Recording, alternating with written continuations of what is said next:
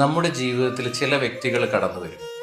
അവരെ നമ്മൾ എല്ലാമായി കണ്ടങ്ങ് സ്വീകരിക്കും, സ്നേഹിക്കും. സന്തോഷങ്ങളും സങ്കടങ്ങളും സ്വപ്നങ്ങളും ഒക്കെ അങ്ങ് പങ്കുവയ്ക്കും.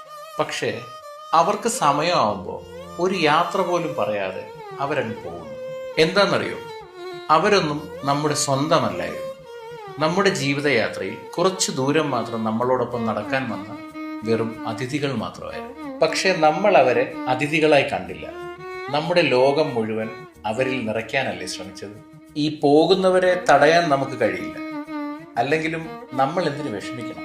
നമുക്ക് നഷ്ടപ്പെട്ടത് നമുക്ക് സ്വന്തമായവരല്ല, നമ്മുടെ സ്നേഹത്തിന്റെ വില മനസ്സിലാക്കാത്തവരെയാണ്. ഇങ്ങനെ നമ്മളെ വിട്ടു പോകുന്നവർക്ക് രണ്ട് കാരണങ്ങളായിരിക്കും. ഒന്ന്, അവർ നമ്മുടെ വില മനസ്സിലാക്കിയില്ല.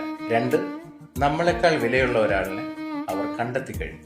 നമ്മളെ മനസ്സിലാക്കാത്തവർ പോയതിലല്ല വിഷമിക്കേണ്ടത്, അവരെ മനസ്സിലാക്കാൻ നമ്മൾ ഇത്രയും സമയം ചെലവഴിച്ചു എന്നുള്ളതിലാണ്. ഒരാളെ നഷ്ടപ്പെടുന്നത് വേദനയാണ്, പക്ഷെ നമ്മുടെ വില അറിയാത്ത ഒരാളെ നഷ്ടപ്പെടുന്നത് മോചനമാണ്.